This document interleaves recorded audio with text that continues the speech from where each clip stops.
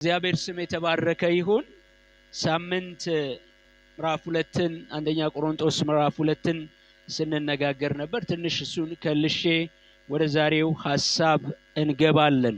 እንግዲህ ሳምንት ስንነጋገር የነበረው ምዕራፍ 2 ላይ ሐዋርያ ጳውሎስ ለቆሮንቶስ ሰዎች ይሄ የተገለጠላቸው እውነት የመስቀሉ እውነት ወይንም ጥበብ ከዘላለም እግዚአብሔር ያዘጋጀው ሚስጥር የነበረ ነገር ግን ይሄ ሚስጥር የሆነው ነገር ይሄ ጥበብ ይሄ መስቀሉ ሥራ በክርስቶስ ኢየሱስ እንደተገለጠ እሱን ተመልክተናል።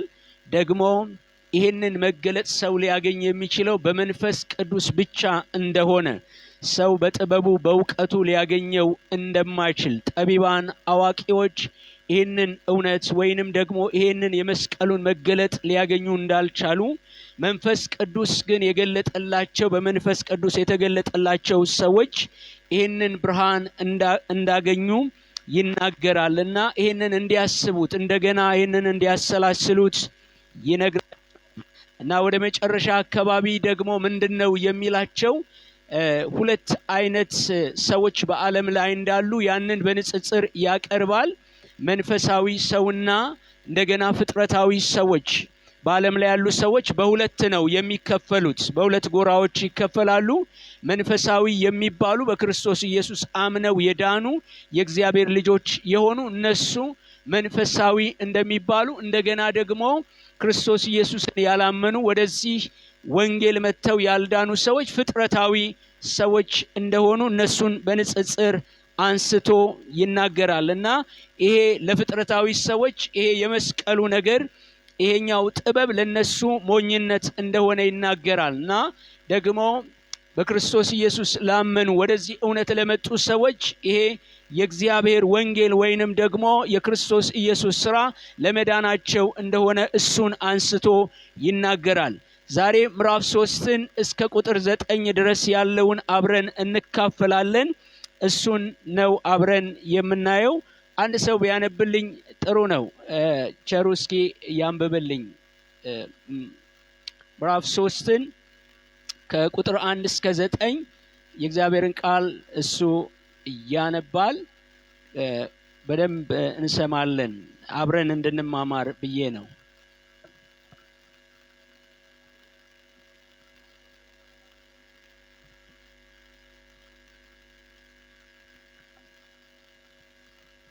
ወንድሞች ሆይ በክርስቶስ ገና ሕፃናት እንደመሆናችሁ እንደ ሥጋውያን እንጂ እንደ መንፈሳውያን ልናገራችሁ አልቻልኩም። ገና ስላልጠነከራችሁ ወተት እንጂ ጠንካራ ምግብ አልመገብኳችሁም። አሁንም ቢሆን ገና ናችሁ። አሁንም ሥጋውያን ናችሁ። በመካከላችሁ ቅናትና ክርክር አለ። ታዲያ ሥጋውያን መሆናችሁ አይደለምን? ተግባራችሁስ እንደ ማንኛውም ሰው ተግባር መሆኑ አይደለምን? ምክንያቱም አንዱ እኔ የጳውሎስ ነኝ፣ ሌላው ደግሞ እኔ የአጵሎስ ነኝ ብል ሰብአዊ ፍጡር ብቻ መሆናችሁ አይደለምን? ለመሆኑ አጵሎስ ምንድን ነው? ጳውሎስስ ምንድን ነው? ጌታ ለእያንዳንዳቸው በሰጣቸው መጠን የሚሰሩ አገልጋዮች ናቸው። እናንተም ወደ እምነት የመጣችሁት በእነርሱ አማካኝነት ነው። እኔ ተከልኩ፣ አጵሎስ ውሃ ጠጣ፣ ያሳደገው ግን እግዚአብሔር ነው። ስለዚህ የሚያሳድግ እግዚአብሔር እንጂ የሚተክልም ውሃ የሚያጠጣም ምንም አይደለም። የሚተክልም ሆነ የሚያጠጣ አንድ ናቸው። እያንዳንዱ እንደ ሥራው መጠን የራሱን ሽልማት ይቀበላል።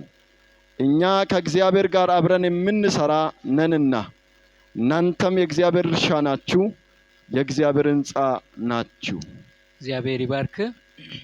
እግዚአብሔር የተመሰገነ ይሁን። እንግዲህ ሐዋርያ ጳውሎስ በዚህ ክፍል ላይ የሚለውን ርዕስ ልስጣችሁ። ርዕሱን ያዙትና በሕፃንነት መሰንበት ጤነኛነት አይደለም በሚል ርዕስ ነው ይህንን አብረን የምንካፈለው። ትንሽ ወደ ኋላ ልመልሳችሁና ሐዋርያ ጳውሎስ ወደ ቆሮንቶስ ወደ 50ዎቹ እንደሄደ በዚያ ይገመታል። 50ዎቹ ዓመተ ምህረት አካባቢ እንደሄደ ይገመታል። እንግዲህ እዛ የቆየው ሐዋርያ ጳውሎስ 1 ዓመት ከ6 ወር ወይም 18 ወራቶችን ነው የቆየው። ከዚያ በኋላ ከቆሮንቶስ ለቆ ሄዷል። ይሄንን መልእክት ሲጽፍ በኤፌሶን ሆኖ ነው የሚጽፈው። እንግዲህ በመሃል ያለው ጊዜ እሱ 1 ዓመት ከ6 ወር አብሯቸው በቆየ ጊዜ ቤተክርስቲያኒቱን የተከለው ራሱ ሐዋርያው ጳውሎስ ነው። እንደገና ደግሞ ያስተማራቸው ሐዋርያው ጳውሎስ ነው እና በዚያ 1 ዓመት ከ6 ወር ቆይቶ አገልግሏቸዋል እና ግን ከዚያ በኋላ ከዚያ ስፍራ ሄዷል እና አሁን ይሄኛውን መልእክት ሲጽፍ ምናልባት ከ3 ዓመት ከምናምን በኋላ ሊሆን እንደሚችል፣ አንዳንዶች 4 ዓመት ይላሉ፣ 3 ዓመት ከምናምን ሊሆን እንደሚችል ይገመታል። እንግዲህ ሐዋርያ ጳውሎስ ለነዚህ ለቆሮንቶስ ሰዎች ጤነኛውን የሆነ ወንጌል መጀመሪያ ሰጥቷቸዋል። ጤነኛ የሆነውን ቤተክርስቲያን ነው የተከለው። እሱ ቤተክርስቲያኒቱ ሲተክል ቤተክርስቲያኒቱ ጤነኛ ናት።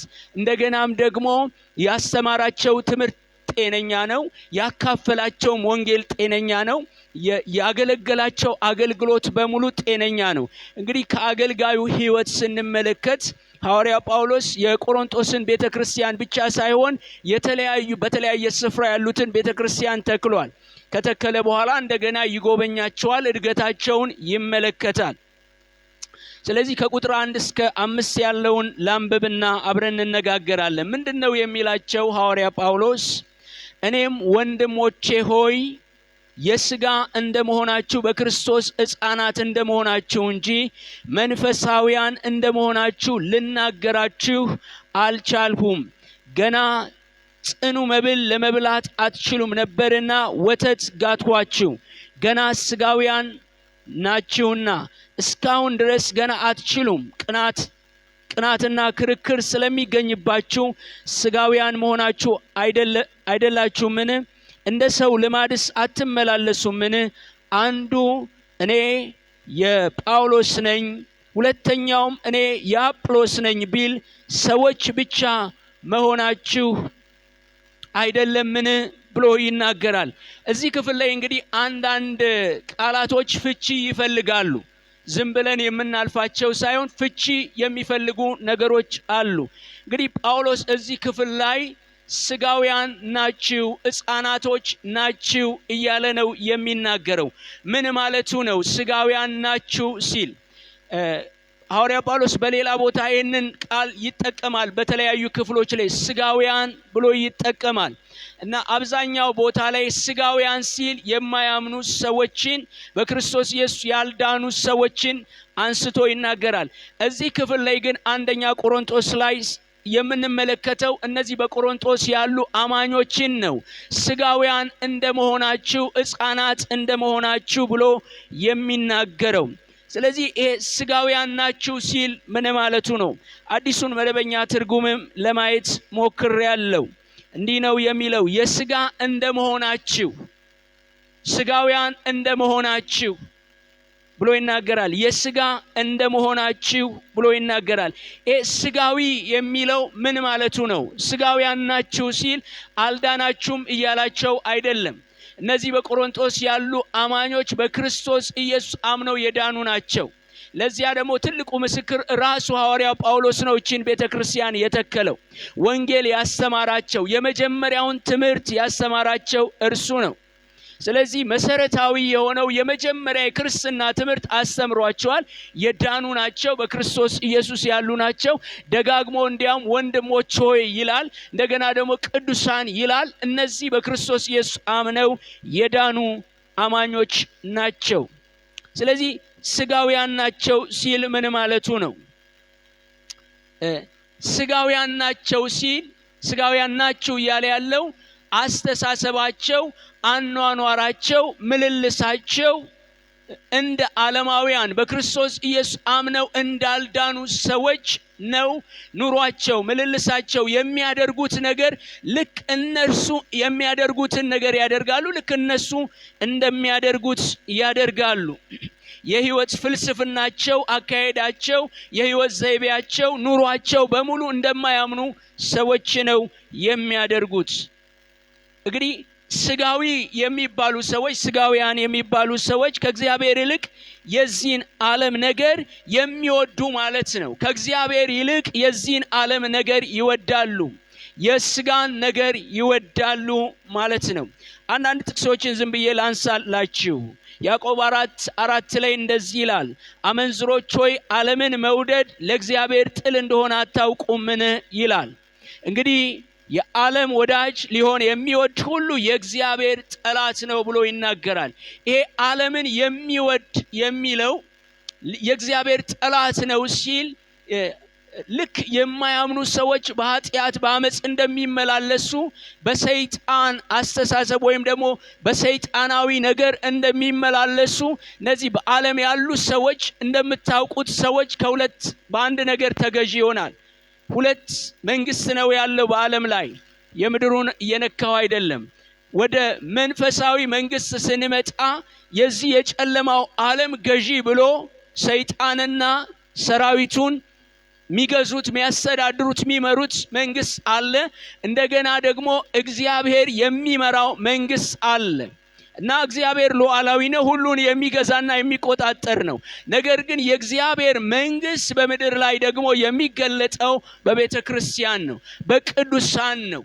የእግዚአብሔር መንግስት ወኪል ሆና ወይንም አምባሳደር ሆና በምድር ላይ ያለች ቤተ ክርስቲያን ናት፣ ወይንም ደግሞ አማኞች ናቸው። ምን ማለት ነው? በዚያኛው ዓለምና መንግስት እንደሚመሩ እንደሚኖሩ ሰዎች የናንተም አኗኗር እንደዚያ አይነት ነገር ነው እያላቸው ነው። አንደኛ ዮሐንስ መልእክትም ላይ ምዕራፍ 2 ከ15-16 ተመለከቱ። ዓለምን ወይም በዓለም ያሉትን አትውደዱ ይላል። በዓለም ያለ ሁሉ የእርሱም የሥጋ ምኞትና የዓይን አምሮት ስለ ገንዘብ መመካት ከዓለም ስለሆነ እንጂ ከአባት ስላልሆነ ማንም ዓለምን ቢወድ የአባት ፍቅር በእርሱ ውስጥ የለም ብሎ ይናገራል። ስለዚህ ይሄ የቆሮንቶስ አማኞችን እያለ ያለው እናንተ ያልዳናችሁ አይደላችሁም እያለ አይደለም። ልክ እንደነሱ በዓለም ያሉ ሰዎች እንደሚመላለሱ እንደሚያደርጉ ነው የምታደርጉት እያለ ነው የሚናገረው። ሐዋርያ ጳውሎስ ምንድነው እዚህ ክፍል ላይ ስትመለከቱ ከዚህ ቀደም ሐዋርያ ጳውሎስ በነበሩ መንፈሳዊ ደረጃ ላይ ወተት የሆነ ወይንም ደግሞ በጣም ለሕፃን ልጅ እንደሚሰጥ አይነት ቀለል ያለ መንፈሳዊ ትምህርቶችን አስተምሯቸዋል። የወንጌል እውነታዎችን አስተምሯቸዋል። እንደዚህ ነው እያለ ያለው ሐዋርያ ጳውሎስ ገና ጽኑ መብል ለመብላት አትችሉም ነበርና ይላል። ገና ጽኑ መብል መብላት አትችሉም ነበርና። ማንም ሰው ወደ ጌታ ኢየሱስ ክርስቶስ ሲመጣ የመጀመሪያ የሚማረው መሰረታዊ ትምህርት አለ፣ ወይንም ደግሞ እንደ ወተት የሆነ የትኛውም ሕፃን ልጅ አንድ ጊዜ ከበድ ያለ ምግብ አይሰጠውም። በጣም ቀለል ያለ ምግብ እስከ 6 ወር የእናቱን ጡት ይጠቀማል። ከ6 ወር በኋላ ደግሞ ተጨማሪ ምግብም ሲጨመርለት ቀለል ያለ ምግብ ይጨመርለታል።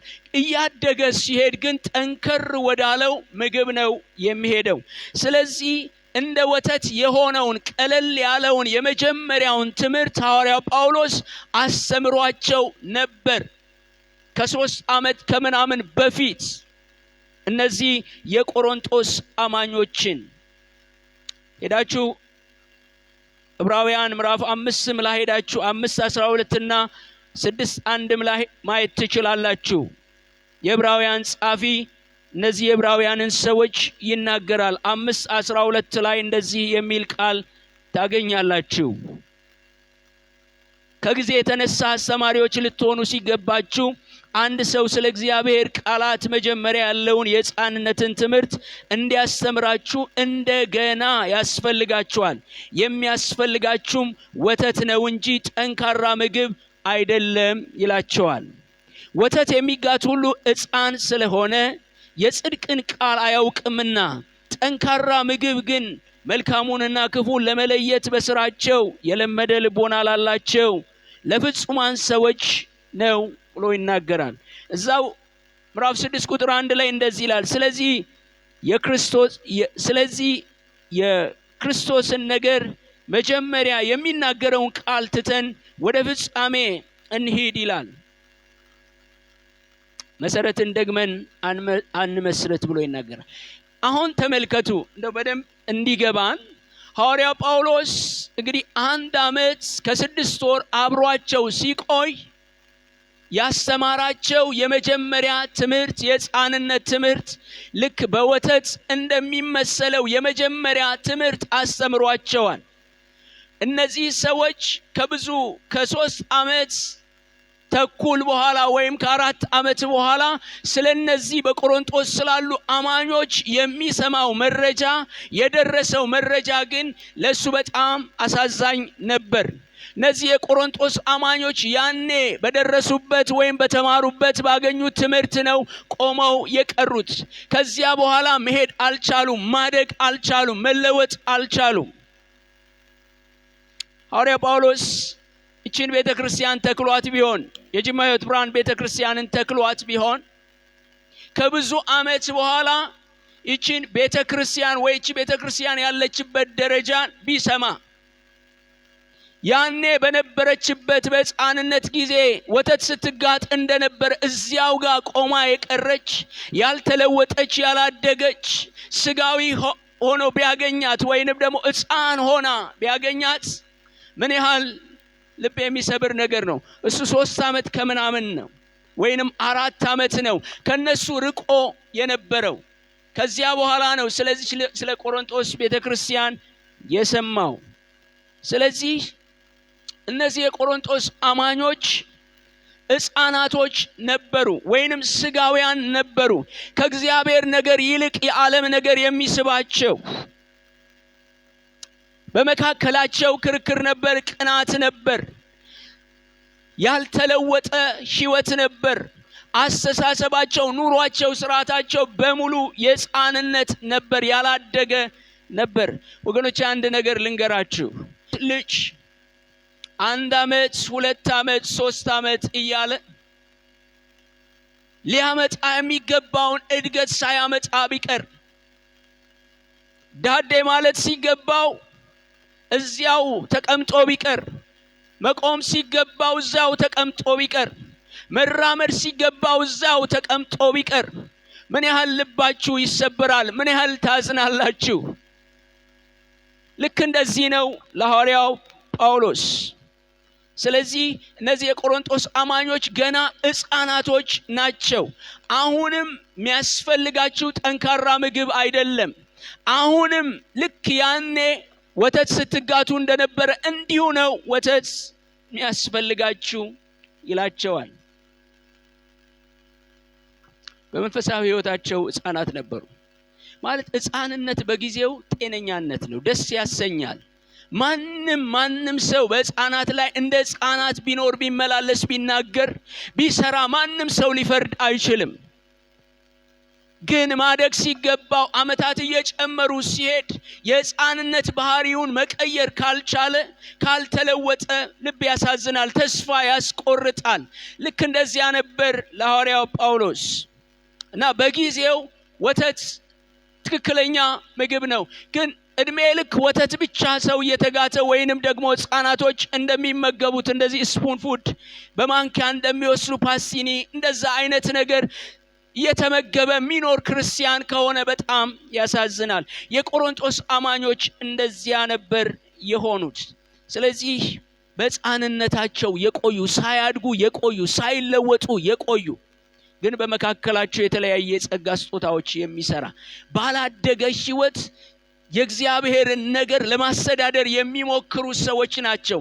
ባላደገ ሕይወታቸው የእግዚአብሔርን የጸጋ ስጦታ እንኳን ማስተዳደር እንዳልቻሉ ማየት ትችላላችሁ። በእግዚአብሔር የጸጋ ስጦታ በአገልጋዮቻቸው በተለያየ ነገር ይከፋፈሉ ነበር። ስለዚህ ሕፃናቶች ናችሁ፣ ያልተለወጣችሁ ናችሁ። ትንሽ የሕፃንነትን ባህሪ ባነሳ ጥሩ ነው። የሕፃናት ባህሪ አንዱ ቅናት ነው፣ ክርክር ነው። ቤታችሁ ማየት ትችላላችሁ። እኔ ቤቴ አያለው ሕፃናቶች በየዕለቱ ይከራከራሉ፣ ደግሞ ይቀናናሉ። አንዱ ያዘውን ሌላው ለመቀበል ይታገላል። ይኸውላችሁ ለሕፃናቶች ተመሳሳይ ነገር ለሁለቱም ብትሰጧቸው፣ ተመሳሳይ ግራም ያለው ተመሳሳይ የሆነ ዳቦ ለሁለቱ ብትሰጧቸው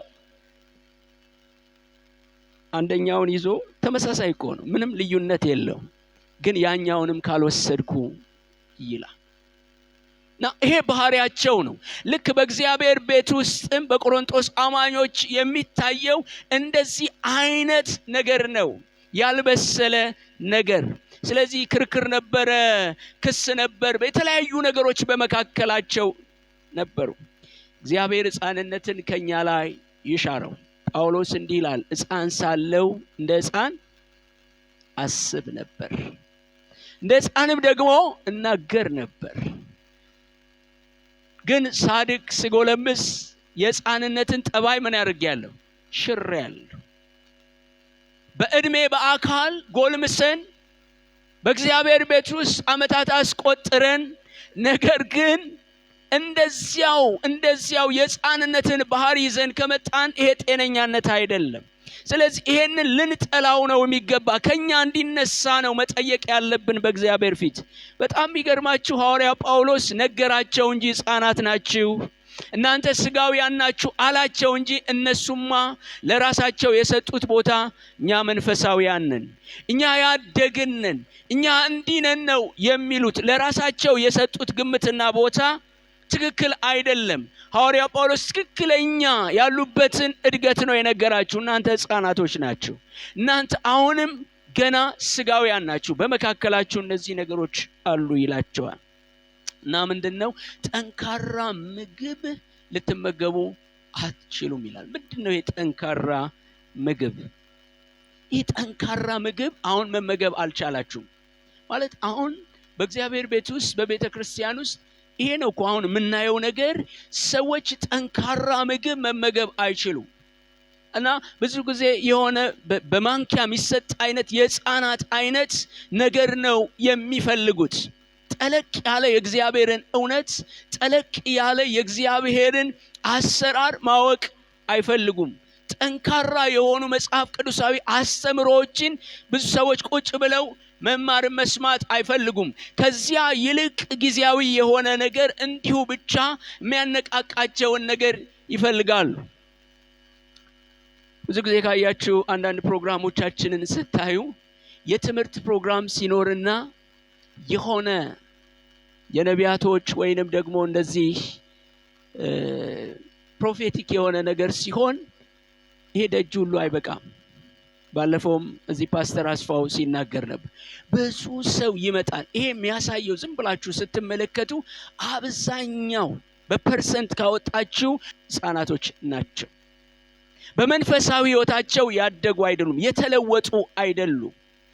የከበረውን ከተዋረደው እንኳን መለየት አይችሉም። ምናልባት እዚህ ጋር ዘምረው ወርደው ይጨቃጨቁ ሊሆኑ ይችላሉ። ሰብከው የተለያየ ነገር ውስጥ የሚገቡ ሊሆኑ ይችላሉ። ይሄ የሕፃንነት ባህሪ ነው፣ ያለመለወጥ ባህሪ ነው። ክርስቶስ ኢየሱስን ያለመብሰል ባህሪ ነው። ስለዚህ ይሄ ጠንካራ ምግብ ልመግባችሁ አሁን አልቻልኩም ይላል።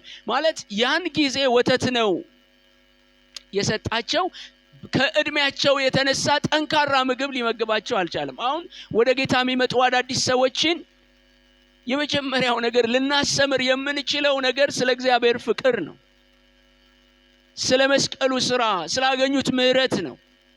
እንዴት በክርስቶስ ኢየሱስ የመስቀል ስራ እንደዳኑ ነው፣ እግዚአብሔር ለነሱ በጎ ነገር እንደሚያስብ ነው። እና ስለ እግዚአብሔር ፍቅር ነው አብዝተን የምንላቸው። ሄዳችሁ መጽሐፍ ቅዱስ ላይ ተመልከቱ። ጌታ ኢየሱስ ክርስቶስ ኑና ምንድነው ያለው? ኑና እዩ ነው አይደል ያላቸው? ኑና እዩ። ከዚያ በኋላ ደግሞ ተከተሉኝ ይላቸዋል። ተመልከቱ። አንድ ጊዜ ከነሱ ከበድ ያለ ነገር አልጠበቀም፣ መሰጠትን አልጠበቀም። አንድ ጊዜ ስለ መስቀሉ አላወራቸውም፣ እንደሚሞት እንኳን አላወራቸውም። ግን በሂደት እየሄደ ኑና ተከተሉኝ ሲላቸው እንደገና ደግሞ ከኔ ጋራ ኑሩ ይላቸዋል፣ በኔ ኑሩ ይላቸዋል። እየጨመረ ነው የሄደው። ግን በጣም እየተጠጋ ሲሄድ ስለሞቱ ይነግራቸው ነበር፣ ከነሱ እንደሚለያቸው ይነግራቸው ነበር። ያም ሆኖ እንኳን ሊገባቸው አልቻለም። ያም ሆኖ እንኳን የነሱ ጥያቄ ሌላ ነበረ። ስለዚህ የቆሮንቶስ አማኞች እንደዚህ አይነት ነገር ይታይባቸዋል። እና ጠንካራ ምግብ መመገብ አልቻሉም። የእግዚአብሔርን ጥልቅ የሆነ ነገር እሱን መረዳት አልቻሉም። ስለዚህ ለእናንተ እንዲህ አይነት ነገር መንገር ለእኔ ጭንቅ ነው ይላል። የዕብራውያንም ጻፊ ይሄንን ነው የሚናገረው። ስለዚህ አሁን በመካከላችሁ ቅናት አለ፣ ክርክር አለ፣ አድመኝነት አለ፣ እንደዚህ አለ፣ እንደዚህ አለ። እነዚህ ሁሉ ነገሮች ሕፃንነታችሁን አለመለወጣችሁን፣ ስጋዊ መሆናችሁን ነው የሚያሳየው ይላቸዋል። ከዚያ በኋላ ወደ ከቁጥር 5 በኋላ ያለውን እንመልከት። ከቁጥር 5 በኋላ ያለውን ስትመለከቱ ምንድነው የሚያነሳው? በህዝቡ በቤተ ክርስቲያንና በአገልጋዮች መካከል ስላለው ግንኙነት ምን መሆን እንዳለበት እሱን ያነሳል። እንደዚህ ይላል፣ በመካከላችሁ አዎ እኔ አጵሎስ ነኝ፣ እኔ ኬፋ ነኝ፣ እኔ እንደዚህ ነኝ ትላላችሁ።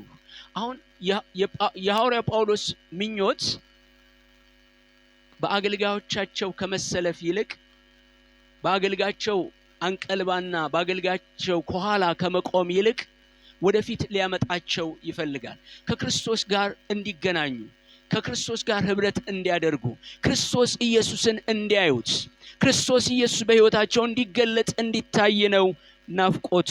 እንደዚህ ይላል። አጵሎስ እንግዲህ ምንድነው ይላል። ጳውሎስስ ምንድነው ይላል። ምን እያለ ምንድነው? በእነርሱ እጅ ያመናችሁ አገልጋዮች ናቸው። እዚያው መልስ ይሰጣል። አጵሎስ ምንድነው? ጳውሎስስ ምንድነው ይላል። አጵሎስ ከዚህ ቀደም እንዳየን በመጽሐፍት ዕውቀት የበረታ ነው። በማስተማሩ የበረታ ነው። መንፈሳዊ ዕውቀት አለው። ሆኖም ግን ባለፈው እንዳየነው አቂላና ጵርስቂላ ይበለጠ ደግሞ መረዳት እንዲያገኝ ሲያስተምሩት እንደነበረ አይተናል። ግን ምንድናቸው? ምንድነው እሱ ሲል ማንነታቸውን ስብዕናቸውን ያቃለለ አይደለም። ሊል የፈለገው ነገር ሁለቱም አገልጋዮች ናቸው። ወገኖቼ አንድ ነገር የአገልጋይ ቦታ መጽሐፍ ቅዱስ ውስጥ ምን ድረስ ነው? የእግዚአብሔርስ ቦታ ምን ድረስ ነው? በቤተ ክርስቲያን ውስጥ በእግዚአብሔር ቤት ውስጥ ስንመላለስ ለእግዚአብሔር የምንሰጠው ቦታ አለ፣ ለአገልጋዮች የምንሰጠው ቦታ አለ። አሁን ባለንበት ዘመን በጣም የተፋለሰና የተዛባ ነገር አለ። ለእግዚአብሔር የሚሰጠውን ቦታና ክብር ስፍራ ለአገልጋዮች ብዙ ሰዎች ይሰጣሉ። ለእግዚአብሔር የሚሰጠውን ለአገልጋይ ይሰጣሉ፣ ለአገልጋይ የሚሰጠውን ደግሞ ለእግዚአብሔር ይሰጣሉ። ይሄ ትክክል አይደለም። ምንድነው የሚለው? እነሱ ምንድናቸው? አገልጋዮች ናቸው። ባጭር ቃል ምን ማለት ነው አገልጋዮች? እነርሱ የክርስቶስ ኢየሱስ ባሪያዎች ናቸው። እነሱ ባላደራዎች ናቸው። እነሱን ራሱ ያዳናቸው እርሱ ራሱ እግዚአብሔር ነው። ለነሱ ስጦታን የሰጣቸው እርሱ ራሱ እግዚአብሔር ነው። እኛ አገልጋዮችም ቦታችንን ማወቅ አለብን። ህዝቡም ለአገልጋዮች የሚሰጠው ቦታ ትክክለኛ መሆን አለበት። ከልክ ያለፈ ነገር ሁሉ መስተካከል አለበት። በእግዚአብሔር ቤት ውስጥ ወገኖቼ ቤተ ክርስቲያን የእግዚአብሔር ናት። የቤተ ክርስቲያን ዋነኛ ኦነሩ እግዚአብሔር ራሱ ነው። አስተዳዳሪው እግዚአብሔር ራሱ ነው። ሌላ ሁሉ በቤተ ክርስቲያን ውስጥ የሚያገለግሉት የተሰማሩት ሁሉ እነሱ አገልጋዮች ናቸው። የእግዚአብሔር ባሪያዎች ናቸው። ባላደራዎች ናቸው። ሊያደርጉ የሚገባቸውን ብቻ ነው ማድረግ የሚጠበቅባቸው። ከልክ ማለፍ የለባቸውም። ከመስመር ማለፍ የለባቸውም። እሱ ነው እያለ ያለው። የአገልጋዮች ድርሻ በእግዚአብሔር እርሻ ውስጥ የእርሻው ሰራተኛ ሆኖ መመላለስ ነው። እርሻውን በታማኝነት መስራት ነው። ሕንፃውን በታማኝነት መስራት ነው።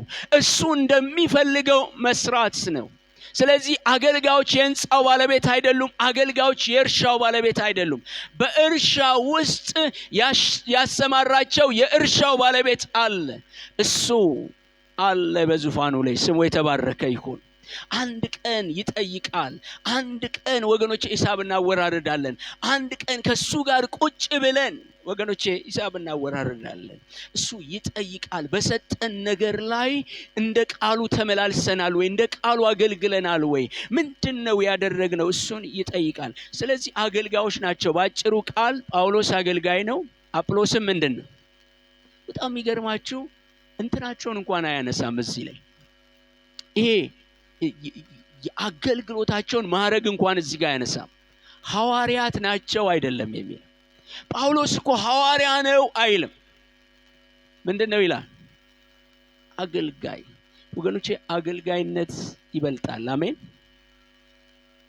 ይበልጣል እንድናገለግል ስለተጠራን። ስለዚህ ትክክለኛ ቦታ፣ ሚዛን፣ እሳቤ ለአገልጋዮቻቸው ሊኖራቸው ይገባል። አገልጋዮች የተሰጣቸውን ግዴታና ኃላፊነት የሚወጡ ባሪያዎች ናቸው። አገልጋይ ራሱ የሚለው የራሱ መብት የሌለው፣ ጌታው በሱ ላይ ባለመብት የሆነ፣ ጌታው እንደፈለገ አድርጎ ተቀመጥ ሲለው የሚቀመጥ፣ ሂድ ሲለው የሚሄድ፣ ይሄን አድርግ ሲለው የሚያደርግ። ስለዚህ በፈቃዳቸው ለእግዚአብሔር ራሳቸውን አሳልፈው የሰጡ የእግዚአብሔር ባሪያዎች ናቸው ይላል። ትንሽ ነገር እንዲገባን ላንሳላችሁ፣ እንደው ከፍለን እንመልከት። እግዚአብሔር በቤቱ ላይ፣ አገልጋዮች በቤቱ ላይ ምንድነው ያላቸው ድርሻ? የሆነ መስመር ያስፈልጋል። በደንብ ግልጽ የሆነ መስመር ያስፈልጋል። ጳውሎስና አጵሎስ አገልጋዮች ናቸው ብያቸዋለሁ። እግዚአብሔር ግን ባለቤት ነው። አሜን። በቤቱ ላይ ባለቤት ነው። እነሱ የሚተክሉ ናቸው፣ ደግሞ የሚያጠጡ ናቸው። ጳውሎስ ተከለ ይላል። አጵሎስ ደግሞ ምን አደረገ? አጠጣ። ያችን ቤተክርስቲያን የተከለው ጳውሎስ ነው። አጵሎስ ደግሞ በትምህርት፣ በእግዚአብሔር ቃል ትምህርት ያችን ቤተክርስቲያን አገልግሏል። የሚያሳድግ እግዚአብሔር ነው ይላል። ስሙ የተባረከ ይሁን። የሚያሳድግ እግዚአብሔር ነው። በጣም እዛ ክፍል ላይ ሄዳችሁ ስትመለከቱ እንደዚህ ነው የሚለው። እንደዚህ ይላል፣ ጌታ እንደሰጣቸው ይላል። አሜን። ጌታ እንደሰጣቸው ያገለግላሉ። ጌታ እንደሰጣቸው መጽሐፍ ቅዱስ ላይ ሄዳችሁ ስትመለከቱ መንፈስ ስንት ነው? አገልግሎትስ ልዩ ልዩ ነው። አሰራሩ ልዩ ልዩ ነው። መልኩ ሊለያይ ይችላል። የተለያየ አይነት ሊሆን ይችላል። ግን ሰጪው አንድ ነው። የሰጠበት ዓላማ ደግሞ አካሉን ለማነጽ ነው። ቤተክርስቲያንን ለማነጽ ነው። ወገኖች እግዚአብሔር ስጦታዎችን የሰጠው ለቤተክርስቲያን ለአገልጋዮች፣ አገልጋዮች የፈለጉትን ነገር እንዲያደርጉ አይደለም። በተሰጣቸው ስጦታ የፈለጉትን ነገር እንዲያደርጉ ሳይሆን ሰጪው የሚፈልገውን ነገር እንዲያደርጉ ነው። ስለዚህ እንደተሰጣቸው ያገለግላሉ። ነብዩም እንደተሰጠው ያገለግላል። ሐዋርያውም እንደተሰጠው ያገለግላል። አስተማሪውም እንደተሰጠው፣ እያንዳንዳቸው እንደተሰጣቸው ያገለግላሉ። ሲያገለግሉ ግን እርሱ እንደሚፈልገው ነው የሚያገለግሉት። የጸጋ ስጦታን የሚሰጥ እግዚአብሔር። ሰው የጸጋ ስጦታ ሊሰጥ አይችልም፣ ግን የተሰጠንን የጸጋ ስጦታ ሊያነሳሳ ይችላል። የተሰጠንን የጸጋ ስጦታ እንድንረዳ ሊያደርገን ይችላል። ለዚህ ነው ጳውሎስ ሲናገር ጢሞቴዎስን በውስጥ ያለውን የጸጋ ስጦታ እጅ በመጫን ምን አደርጋለሁ? አቀጣጥላለሁ። ስለዚህ ጳውሎስ ለጢሞቴዎስ የሰጠው የጸጋ ስጦታ የለም። ስጦታን የሰጠ እግዚአብሔር ነው። ግን ያንን ስጦታ አነሳሳለሁ ብሎ ይናገራል። ስለዚህ የጸጋ ስጦታ የሚሰጥ እግዚአብሔር ነው። እንደው ትምህርት ስለሆነ አንድ ነገር አስተውሉ። አሁን በዚህ ባለንበት ዘመን ሰው ከኪሱ እያወጣ እንደሚሰጥ ነገር ነው የሚታየው። ስለዚህ ከኪስ እያወጣ አንተ ነብይ ነህ፣ አንተ እንደዚህ ነህ፣ አንተ እንደዚህ ነህ። ወገኖቼ እግዚአብሔር ነው ስጦታን የሚሰጠው። እግዚአብሔር ነው ሰውን የሚጠራው። ሰውን ወገኖች ሊጠራ አይችልም። እግዚአብሔር ነው። የፈለግነው ስጦታ ለሰው መስጠት አንችልም። ይሄ በጣም መጽሐፍ ቅዱሳዊ ያልሆነ የተሳሳቱ ልምምዶች ናቸው። የተሳሳቱ ልምምዶች ናቸው። እግዚአብሔር ለሰዎች ስጦታን ይሰጣል። የጸጋ ስጦታዎች ደግሞ ተደጋጋፊዎች ናቸው። ተጻራሪዎች አይደሉም። አንዱ ሌላውን የሚቃረን አይደለም። እርስ በርሳቸው የሚቃረኑ ሳይሆኑ ሰጪው አንድ ነው። ደግሞ የሚሰሩት የእግዚአብሔርን ቤተክርስቲያንን ለማነጽ ነው። ስለዚህ የሚጻረር አይደለም። ሰጪው አንድ ነው። የሚደጋገፉ ናቸው የጸጋ ስጦታዎች። አንድ የጸጋ ስጦታ ብቻውን ደግሞ ውጤት ማምጣት አይችልም። እዚህ ቤተክርስቲያን ውስጥ አንድ የተቀባ ነብይ ቢነሳ ብቻውን ቤተክርስቲያንን ሊያሳድጋት አይችልም። ቤተክርስቲያን ውጤታማ ሊያደርጋት አይችልም። ነብይ ያስፈልጋል፣ መጋቢ ያስፈልጋል፣ ሐዋርያ ያስፈልጋል፣ ወንጌላዊ፣ ሁሉም ያስፈልጋሉ። ሁሉም ተደጋግፈው፣ ሁሉም ተያይዘው ነው በአንድነት ውጤት ሊያመጡ የሚችሉ። የተሰጣቸው ዓላማ አንድ ነው። በቃ ሌላ ዓላማ የለም። አንድ ዓላማ ነው። ሰጪው አንድ ዓላማ ይዞ ነው። የእግዚአብሔር መንግስት እንዲሰፋ፣ አሜን፣ ሰዎች እንዲድኑ፣ የዳኑ ደግሞ ክርስቶስ ኢየሱስን ወደ መምሰል እንዲያድጉ፣ ደቀ መዛሙርት እንዲሆኑ፣ እንዲለወጡ ዓላማው ይሄ ነው። ሌላ ዓላማ የለውም። እግዚአብሔር እንዲከብር ነው ዓላማው። እግዚአብሔር እንዲከብር፣ የእግዚአብሔር ፕሮግራም እንዲፈጸም፣ ወንጌል እንዲፈጸም ነው። በጣም የሚገርማችሁ እዚህ ክፍል ላይ ግን አንድ የሚገርም ነገር አለ። እግዚአብሔር ቢሆን ሰጪው ለእያንዳንዱ ቢሰጣቸው፣ እንደገና ደግሞ ሁሉም እንደተሰጣቸው ቢያገለግሉ፣ ግን መጨረሻ ላይ ዋጋቸው አንድ አይደለም። ዋጋቸው አንድ አይደለም። እዚህ ክፍል ላይ ስትመለከቱ ምንድነው የሚለው? እንደዚህ ይላል፣ የሚተክል የሚያጠጣ አንድ ናቸው፣ ነገር ግን እያንዳንዱ እንደራሱ ድካም ይላል። እቺ ላይ አስምሩ። እንደራሱ ምን ድካም መጠን የራሱን ደሞዝ ይቀበላል።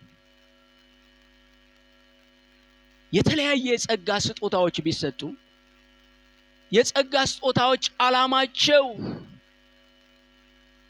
እግዚአብሔር እንዲከብር፣ ቤተክርስቲያን እንድትሰፋ፣ ወንጌልን እንዲሰፋ ቢሆንም ግን እያንዳንዱ በተሰጠው መጠን ሳይሆን ነቢይ ስለሆነ የተለየ ዋጋ አያገኝም። መጋቢ ስለሆነ የተለየ ዋጋ አያገኝም። ዘማሪ ስለሆነ የተለየ ዋጋ አያገኝም።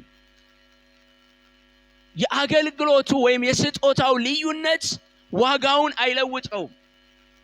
በተሰጣቸው ስጦታ ግን ታማኝ በመሆን በትጋት እግዚአብሔር እንደሚፈልገው በመስራት የሚደክሙ፣ በድካማቸው በልፋታቸው መጠን። ወገኖች አንድ ነገር ልንገራችሁ፣ እግዚአብሔር ጋር ሙስና የለም። እግዚአብሔር ጋር ሙስና የለም ማለት የትኛው መስሪያ ቤት የትኛውን ቦታ ብትሄዱ ሰው እንደ ድካሙ እንደ ልፋቱ ዋጋ ላይ ያገኝ ይችላል። ያገኝበትን ቦታ ሊኖር ይችላል። ሰው የሰውን ፊት አይቶ የሚሰጠው ዋጋ ሊኖር ይችላል። እዚህ ብዙ ተጨብጭቦልን፣ እዚህ ብዙ ተብሎልን፣ በእግዚአብሔር ዘንድ ግን ዋጋ ልናጣ እንችላለን። እግዚአብሔር የራሱ ሚዛን አለው፣ የራሱ መለኪያ አለው። እግዚአብሔር በራሱ መለኪያና ሚዛን ነው ዋጋ የሚሰጠን። ለዚህ ነው ራእይም ለሄዳችሁ ስትመለከቱ ዋጋ በእኔ ዘንድ አለ ይላል። ፍርድን አይደለም የሚያሳይ፣ ሪዋርድ ነው። አንድ ቀን ዋጋ አለ።